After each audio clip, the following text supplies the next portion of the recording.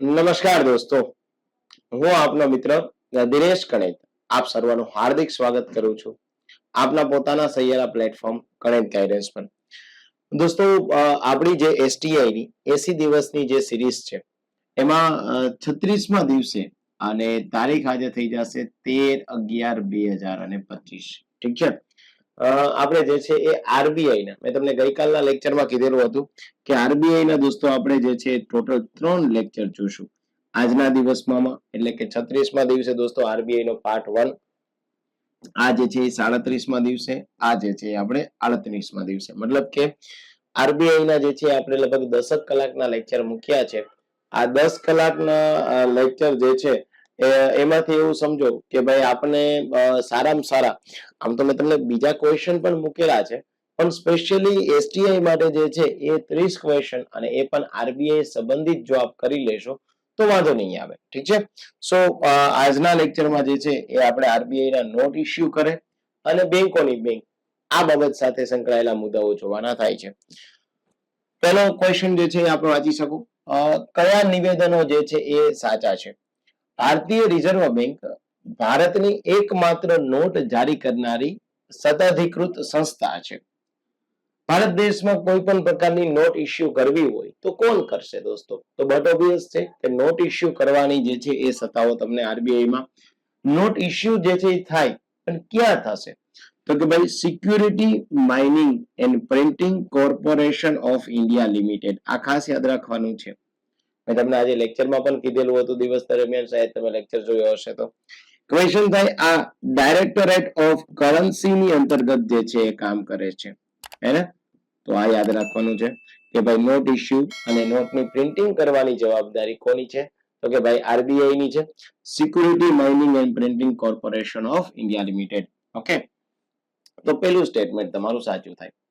1 રૂપિયાની નોટ અથવા તો સિક્કા નાણાં મંત્રાલય દ્વારા જારી થાય છે. જી હા ભાઈ, 1 રૂપિયાની નોટ જે છે એ નાણાં મંત્રાલય દ્વારા જારી થાય, અને અત્યારની જે છે એ 2 થી 500 જે છે એ આરબીઆઈ દ્વારા જે છે એ પ્રિન્ટ કરવામાં આવે છે. તો એનો મતલબ કે દોસ્તો, કારણ કે 1 રૂપિયાની નોટ ઉપર તમને સામાન્ય રીતે ગવર્નમેન્ટ ઓફ ઇન્ડિયા જે છે એ લખાયેલું દેખાશે, કારણ કે નાણાં મંત્રાલય દ્વારા જે છે એ જારી કરવામાં આવતી હોય છે. તો એનો મતલબ કે પહેલું અને બીજું બંને સ્ટેટમેન્ટ સાચું થઈ જાય. તો આ બંને સ્ટેટમેન્ટ સાચા થઈ જાય તો રાઈટ આન્સર શું આવશે? સી આન્સર તમારો રાઈટ આવશે. ડન છે? ચલો, આટલું આવડી જશે.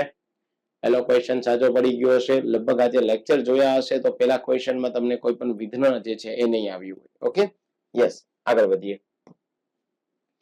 નોટ ઇસ્યુ વિભાગ, નોટ ઇસ્યુ ડિપાર્ટમેન્ટ સંબંધિત નીચેના જે છે એ નિવેદનો તપાસવાના થાય.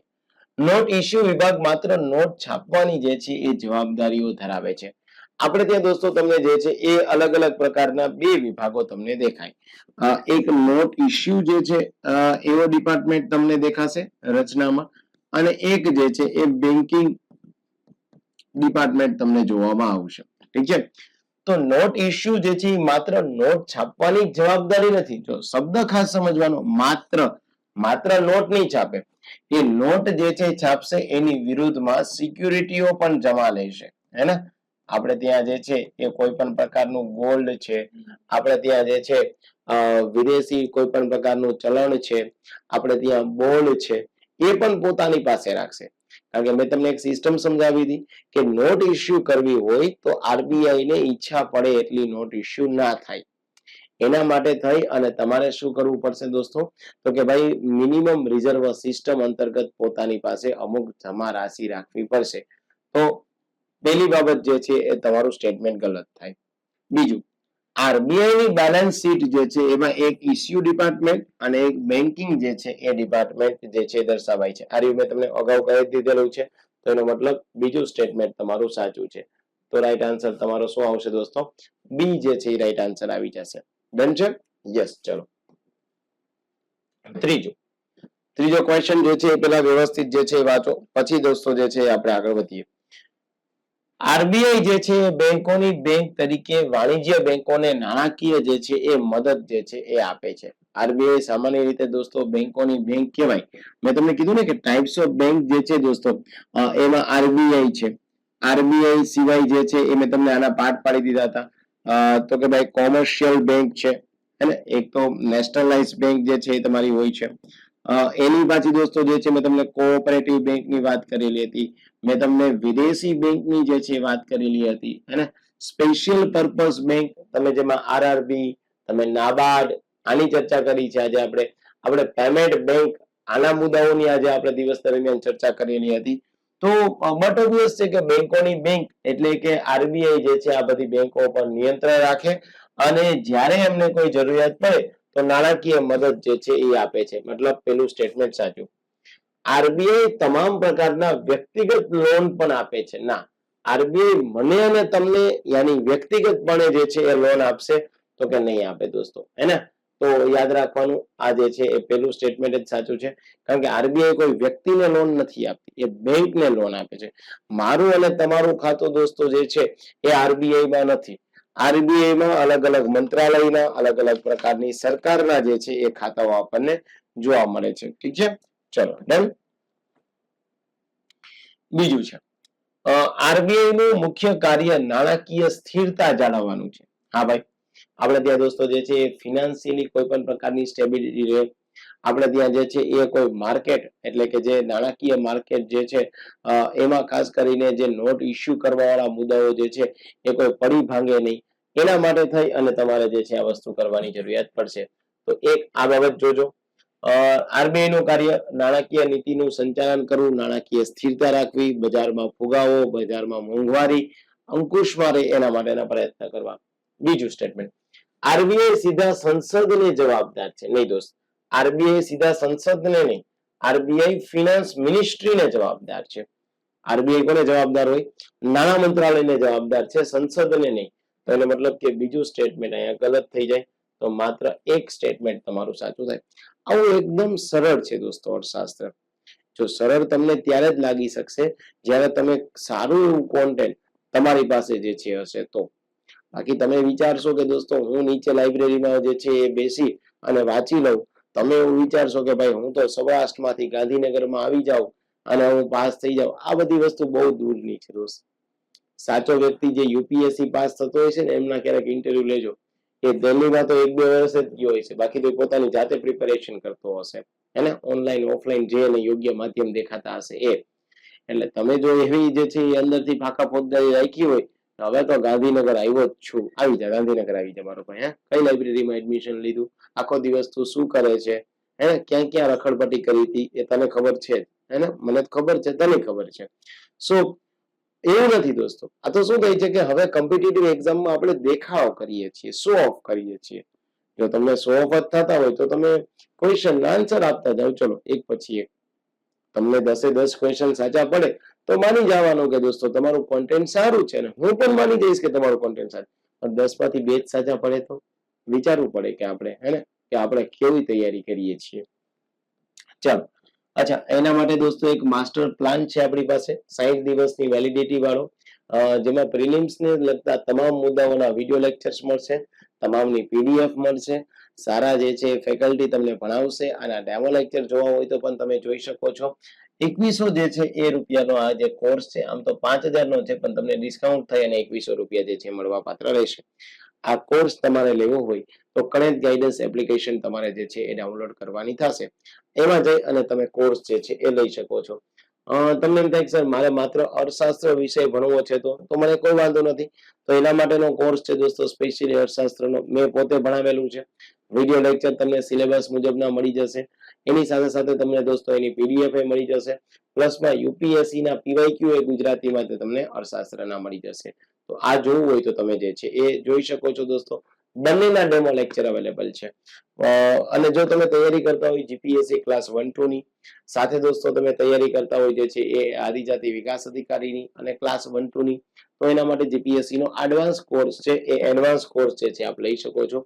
તમને દોસ્તો 1500 પેજનું મટીરિયલ મળી જશે, 700 કલાકના વિડીયો લેક્ચર અને રેકોર્ડેડ લેક્ચર છે, પણ તમારે આમાં નવા લેક્ચર અપડેટ થતા જશે. કોઈ ફેકલ્ટી સાથે ડાયરેક્ટ વન વે જે છે એ 2 વે કોમ્યુનિકેશન કરવું હોય તો પણ જે છે તમારાથી પોસિબલ થઈ શકશે, મતલબ ફેકલ્ટી સાથે બેસીને તમે ડાઉટ સોલ્વ પણ તમે કરી શકશો. આ દોસ્તો આપણે એસટીઆઈ ની પરીક્ષા છે, અસિસ્ટન્ટ મેનેજર છે, એસીએફ છે, આમાં આટલા ક્વેશ્ચન આપણા પ્લેટફોર્મ પરથી બેઠા પૂછાયેલા છે હે ને. આ તમે જોઈ શકો દોસ્તો કે અમે માત્ર જે છે એ વાતો નથી કરતા, સચોટ દાવાઓ જ કરી દઈએ છીએ કે ભાઈ આવો ક્વેશ્ચન અમારામાંથી પૂછાયેલો છે. આપ યુટ્યુબમાં જાઓ, પ્લે લિસ્ટમાં જાઓ અને માત્ર પોકળ વાતો નહીં, સચોટ દાવા સાથે સાબિતી એ તમે જોઈ શકો છો.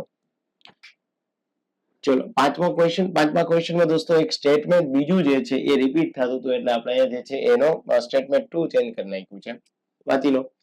ભારતીય રિઝર્વ બેંક ભારતની એકમાત્ર નોટ જારી કરનારી સત્તાધિકૃત સંસ્થા છે. તો કે હા ભાઈ આ વસ્તુ તમારી સાચી છે. બીજું, ગાંધીયન સિરીઝ વાળી નોટ 1999 માં આવી છે. હવે સમજો, આપણે ત્યાં દોસ્તો પેલા ગાંધીજીનો ફોટો નહોતો હે ને. ગાંધીજીનો પહેલી વખત ફોટો 1987 માં આવ્યો 500 રૂપિયાની નોટમાં. પણ આને ગાંધીયન સિરીઝ વાળી નોટ ન કહેવાય.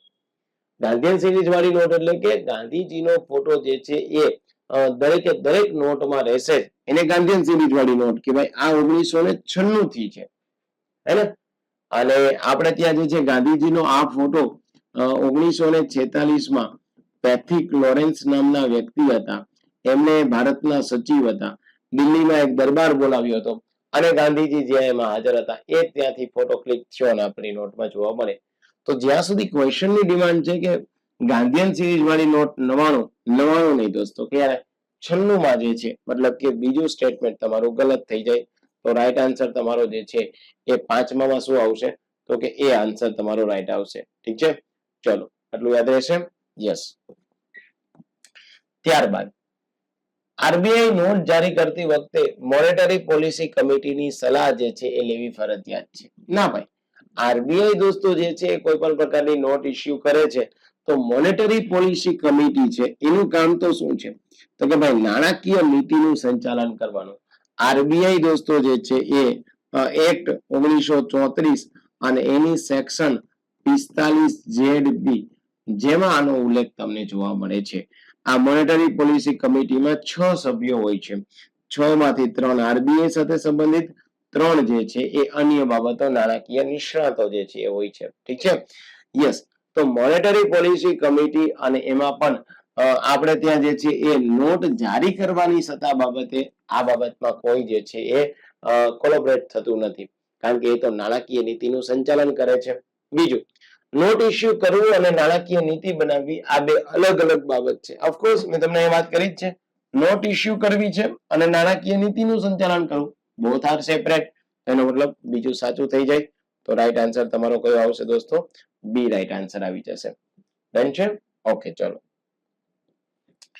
સાતમું, નીચેના નિવેદનોમાંથી સાચા નિવેદનો તપાસો. આરબીઆઈ દ્વારા જારી કરાયેલી નોટો લીગલ ટેન્ડર તરીકે જે છે એ માન્ય હોય છે હે ને. આરબીઆઈ તરીકે દોસ્તો જે છે નોટ એને લીગલ ટેન્ડર, મેં તમને ટાઈપ્સ ઓફ મની જે છે દોસ્તો ભણાવેલું છે. આ ટાઈપ્સ ઓફ મનીમાં દોસ્તો જે છે એ મેં તમને ફિયાટ મની સમજાવ્યું આજે. આજના દિવસના લેક્ચરમાં તમે જોયું હશે દોસ્તો કે સોફ્ટ મની, હાર્ડ મની હે ને, અકાઉન્ટિંગ મની, પ્રોપર મની, એમાં આને શું કહેવાય? તો કે ફિયાટ મની કહેવાય. Legal tender. લીગલ ટેન્ડર નો મતલબ શું થાય? તો કે આરબીઆઈ જારી કરેલી નોટ છે દોસ્તો એ તમામ પ્રકારની જે છે ભારત દેશમાં ચાલશે. આરબીઆઈ ના ગવર્નરની સિગ્નેચર વાળી, એની લીગલ મની કહેવાય. ફિયાટ મની એટલે શું? કેન્દ્ર સરકારના માધ્યમથી એમની સેન્ટ્રલ બેંક છે એ સેન્ટ્રલ બેંકે જે નોટ જે છે ઇસ્યુ કરી, જે ચલણ ઇસ્યુ કરી, આને શું કહેવામાં આવશે? લીગલ મની જે છે કહેવામાં આવશે. તો આ વસ્તુ સાચી થાય. આરબીઆઈ ની નોટ ડિઝાઇન અને રંગ અને આકાર નક્કી કરે છે. જી હા ભાઈ, આરબીઆઈ શું કરે છે દોસ્તો? તો કે ભાઈ કોઈ પણ પ્રકારની જે છે નોટ છાપવી હોય તો એનો રંગ, એનો આકાર, એની ડિઝાઇન, મતલબ આપણે જોતા હોય ને કે અલગ અલગ નોટમાં દોસ્તો અલગ અલગ પ્રકારના ચિત્ર આવતા હોય છે હે ને. પરંતુ યાદ રાખજો, આમાં એક વસ્તુ એડ કરી દઉં, અંતિમ મંજૂરી જે છે આ બાબતની અંતિમ મંજૂરી જે છે એ કેન્દ્ર સરકાર આપે. ત્યારબાદ જે છે એ નોટના રંગ, આકાર કે ડિઝાઇનમાં જે છે ફેરફાર થઈ શકે છે. તો યાની કે તમારે જે છે એ 1 અને 2 બંને સાચા છે. તો રાઈટ આન્સર તમારો કયો આવી જશે? સી આન્સર તમારો જે છે રાઈટ આવી જશે. ડન? ઓકે. 8મો ક્વેશ્ચન, આરબીઆઈ ની સ્થાપના હિલ્ટન યંગ કમિશનની ભલામણ પર થઈ હતી. યસ, મેં તમને આરબીઆઈ ની સ્થાપનાની પૃષ્ઠભૂમિ દોસ્તો આજે ભણાવેલી હતી. તો આરબીઆઈ ની સ્થાપનાની પૃષ્ઠભૂમિમાં જે છે એ 1926 એક કમિશન આવ્યું હતું, હિલ્ટન યંગ કમિશન. આમ તો દોસ્તો જે છે આરબીઆઈ ની સ્થાપના બાબા સાહેબ આંબેડકર, અને એ બાબા સાહેબ આંબેડકર નું જે છે એ પ્રોબ્લેમ ઓન ધ રૂપીસ, આના ઉપર જે છે એ સ્થાપનાની જે છે એ જોગવાઈ કરેલી છે. પરંતુ અહીંયા કમિશનની વાત કરી છે અને હિલ્ટન યંગ કમિશનની વાત કરી છે, તો એ વિધાન જે છે તમારું સાચું થઈ જાય. આરબીઆઈ સ્વરૂપમાં ખાનગી સ્વરૂપની સંસ્થા હતી. હા ભાઈ, આરબીઆઈ માં દોસ્તો પેલા જે છે એ શેર હોલ્ડરોની સંસ્થા હતી. આ પેલા કેવી સંસ્થા હતી? શેર હોલ્ડરની સંસ્થા હતી. અને 1949 માં જે છે આનું ખાનગીકરણ ની જગ્યાએ જે છે શું થયું? કે ભાઈ રાષ્ટ્રીયકરણ થઈ ગયું, એટલે કે માલિકી જે છે કોની થઈ ગઈ? ભારત સરકારની જે છે માલિકી થઈ ગઈ. ડન? તો એનો મતલબ 1 અને 2 બંને સાચા છે. તો 1 અને 2 સાચા હોય તો એવું કયો આન્સર છે દોસ્તો? સી આન્સર જે છે રાઈટ આવી જશે. મજા આવે છે ને? શોર્ટ એન્ડ સ્વીટમાં તમારા 10 ક્વેશ્ચન રોજના હું સોલ્વ કરાવી દઈશ. હવે આજે તો હજી આપણે આ દિવસે પહોંચ્યા, 80 દિવસ સુધી તમારું કન્ટિન્યુ જે છે રીડિંગ ચાલુ જ રહેશે. ઓકે, રોજ તમને ટાર્ગેટ આપી દઈશ, અને રોજથી રોજનું કરી લેશું ને દોસ્તો તો વાંધો નહીં આવે. પણ જો એવા પ્રશ્ન ઉભા કર્યા કે એક દિવસ બી મિસ કર્યું, બીજા દિવસે એનો લોડ વધી જશે, હે ને? ચાલો તો 9મું છે, નીચેના વિધાનો પાછા તપાસો. આરબીઆઈ નોટ ઇસ્યુ કરતી વખતે સોનાનો જથ્થો જે છે એ રિઝર્વ રાખે છે. જી હા ભાઈ, આપણે કહીએ છીએ દોસ્તો કે આરબીઆઈ જે છે એ જ્યારે કોઈ નોટ ઇસ્યુ કરે તો મિનિમમ રિઝર્વ સિસ્ટમ, લઘુત્તમ પ્રાણકરણ પદ્ધતિ 1956 1957 આમાં જે છે એ આપણે લાવવામાં આવી રીતે. અને આરબીઆઈ જ્યારે કોઈ પણ પ્રકારની નોટ ઇસ્યુ કરે છે દોસ્તો, તો આરબીઆઈ ની નોટ ઇસ્યુ કરવા સમયે શું થાય છે કે ઇસ્યુ કરતી વખતે સોનાનો જથ્થો, અને અહીંયા યાદ રાખવાનું તમને લખ્યું છે સોનાનો જ જથ્થો, એટલે આ તો માત્ર થયું સોનાનો જથ્થો, એની સાથે બોન્ડ પણ રાખે છે, એની પાસે જે છે એ વિદેશી ચલણ પણ હોય છે. માત્ર એક જ નથી હોતું. ઓકે, યાની કે આ ક્વેશ્ચન નો તમારો પહેલો સ્ટેટમેન્ટ ગલત થઈ જાય. જોજો, એટલે કહેતો હોય કે દોસ્તો સોનાનો જથ્થો સાચી વાત છે, પણ વિદેશી ચલણ અને બોન્ડ પણ તો હોય છે. આરબીઆઈ વિદેશી ચલણ અને સિક્યુરિટીના રૂપમાં પણ જે છે એ રિઝર્વ રાખી શકે. હા, એ વસ્તુ સાચી. આરબીઆઈ જે છે દોસ્તો વિદેશી ચલણ અને એના રૂપમાં જે છે એ આ વસ્તુ જે છે એ રાખી શકે છે. તો યાની કે બીજું સ્ટેટમેન્ટ તમારું સાચું થશે, હે ને? પહેલું સ્ટેટમેન્ટ જે છે સાચું ના થાય. જ, ફક્ત, માટે આવા શબ્દ તમારે ખાસ ધ્યાનમાં રાખવાના. ઓકે, એક વિધાન વાક્ય વાળા સિવાયનો પ્રશ્ન છે કે આરબીઆઈ પૈકી કયું વિધાન સાચું છે? આરબીઆઈ નું મુખ્યાલય ન્યૂ દિલ્હીમાં. ક્યારે નહોતું ભાઈ? આરબીઆઈ જે છે એ મુખ્યાલય આજ સુધી કોલકાતામાં નથી. ચેન્નઈ સાથે તો કોઈ નાતો નથી, તો બી આવશે. આરબીઆઈ નું હેડક્વાર્ટર 1937 માં જે છે, સ્થાપના 35 માં થઈ, હેડક્વાર્ટર જે છે એ 37 માં જે છે. જો 37 અને 38 માં કન્ફ્યુઝન ના થતા, આમાં હેડક્વાર્ટર ખસેડ્યું છે અને 38 માં યાદ રાખજો કે નોટ ઇસ્યુ કરી. આરબીઆઈ પહેલી નોટ ઇસ્યુ ક્યારે કરી હતી? 38 માં. ઠીક છે, અમે તમને આખી આઈરેકી સમજાવી. ચલો, તો આજનો દિવસ આ સ્પેશિયલી દોસ્તો આરબીઆઈ નહીં, તમને હું 3 લેક્ચર આપીશ. આજે પહેલો આરબીઆઈ નો લેક્ચર પૂર્ણ થયો. આવતીકાલે અને પરમ દિવસે, આવતીકાલે સ્પેશિયલી નાણાકીય નીતિઓ જે છે તમારે જોવાની થશે. ઓકે, એનો આખો લેક્ચર જોઈ લેજો. ન સમજાય તો મને પ્રશ્ન પૂછજો. અને આપમાંથી કોઈ એવા ભાઈ બહેન છે કે જે લેક્ચર જોવે છે, એને રોજની ગ્રુપમાં અપડેટ જોઈએ છે, રોજ સાંજે 9 વાગ્યે દોસ્તો જે છે તમારો લેક્ચર આવી જશે. રોજ સાંજે 9 PM કનેક્ટ ગાઈડન્સ યુટ્યુબમાં લેક્ચર આવી જશે. અને જો તમે પહેલી વખત જે છે એ લેક્ચરમાં આવ્યા હોય, તમને એવું થાય કે સર મજા આવી છે, કોન્ટેન્ટ મળ્યું છે, અને લાઈક, શેર, સબસ્ક્રાઇબ કરવું હોય તો તમે જે છે કરી શકશો. ગ્રુપમાં જોડાવવું હોય તો તમે આમાં જોઈન્ટ લખીને મોકલી શકશો. ઠીક છે, ચલો મળીએ છીએ દોસ્તો આવતીકાલે સાંજે 9 વાગ્યાના ટકોરે. ત્યાં સુધી મને રજા આપો. આવજો, bye bye, C yeah. Thank you very much દોસ્તો.